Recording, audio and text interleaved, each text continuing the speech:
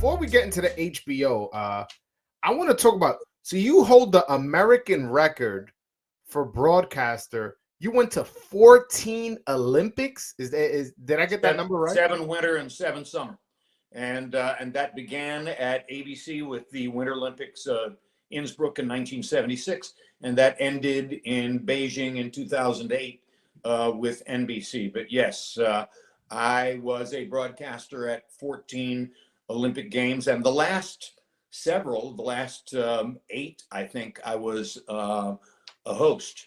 No, more than that. I think the last 9 or 10, I was a daytime host or a late night host. I was never the primetime host, but I was always in the studio with an important role for all of the last several Olympics that I broadcast. So yes, it was a great gift to my career. What would you say is your favorite Olympic memory? My favorite Olympic memory, well, that's absolutely indisputable. My assignment at Lake Placid was mostly politics. The United States Olympic Committee was dickering with the possibility of boycotting the Moscow Olympic Games later that summer.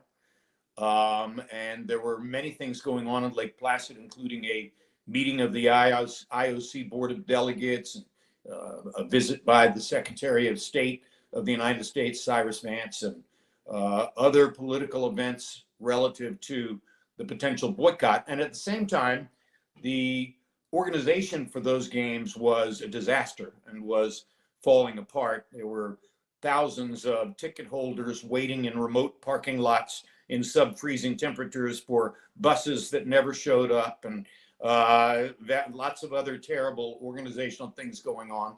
And my job was to cover all of that. So on the second Friday, on the last Friday of those Olympics, I was in a tape room with a tape editor and a producer putting together a compendium of all of the stories I had done and the things I had covered in the preceding 2 weeks. And we were watching on a tiny monitor on the upper left-hand corner of the edit deck as the United States played the Soviet Union in what amounted to a semifinal hockey game. And at the end of the first period, there was a loose puck in the Russian end. And a kid named Mark Johnson, who for 2 weeks had been the hottest goal scorer in the world, chased that puck and managed to slip it into the net under the glove of Vladislav Tretiak, arguably the greatest goalie who had ever played. And that tied the game at 2-2. And moments after that happened, the red phone rang in our edit bay. Now, the red phone was the Roone Arledge phone.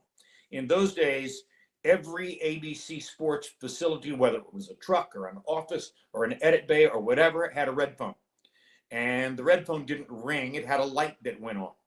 And if the light went on, you knew that the voice at the other end was Roone Arledge. He was the only person who was empowered to use the phone.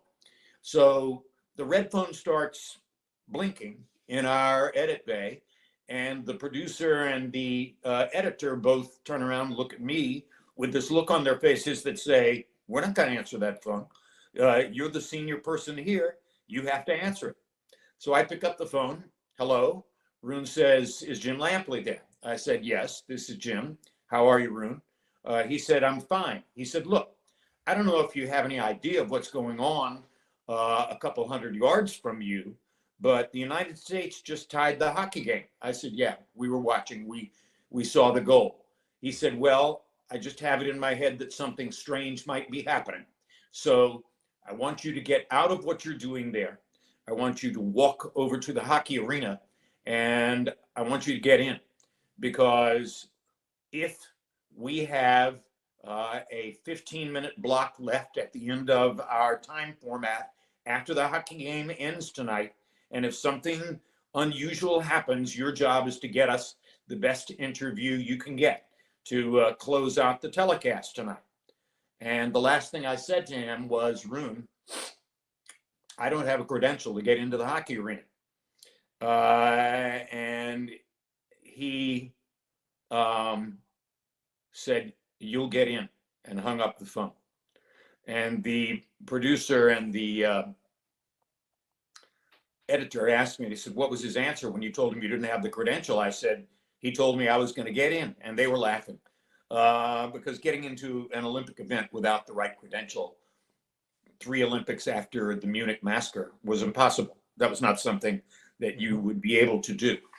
So I walked over to the Lake Placid High School arena, and I walked up to the front entrance, and the first person I ran into was the high school hockey coach, who was the arena venue manager, and I had met him a few days ago, purely by accident. And I told him my situation, and he let me in. And I wound up going to a camera platform, and I watched the rest of the game. And I went down to the area next to the dressing room, where I watched almost all of the players on the hockey team exit, walk in the direction away from me amid a melee of cameramen and reporters, et cetera, and none of them heard me screaming at them. And I knew the names. I'm yelling at all of them as they're walking away, and they don't hear me. And the last player out was Mike Ruzioni, and we had the same agent, and he recognized my voice. And so Ruzioni came back to me and said, "Hey, Lamp, what you doing?" et cetera, et cetera. I said, "I'm here for you."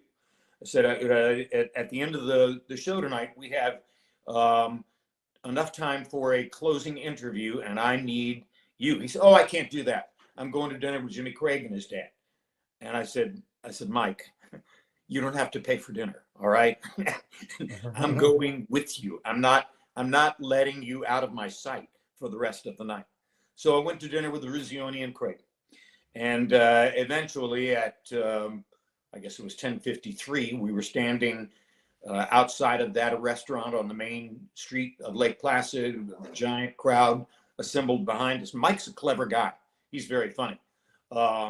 And as we were standing there waiting for McKay to throw to me for the interview, Ruzioni turned to me and he said, "Lamp, if we had stood here last night," and I looked behind us at all those people, and I realized what he was saying, and I said, "Yeah, nobody would have noticed, right?" He said, "Exactly. They wouldn't have had a clue."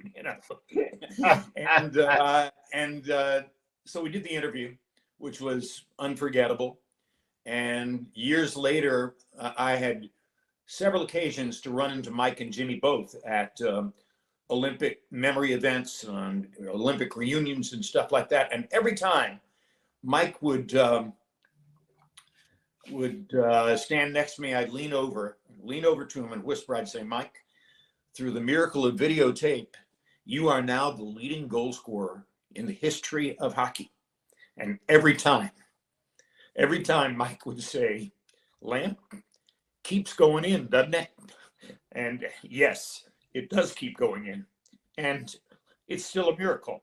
That is aptly named Miracle on Ice, because that was something that could not conceivably have happened, but it did. That's an amazing story. Amazing story. So that's my favorite Olympic memory. No. How could it not be? Of course.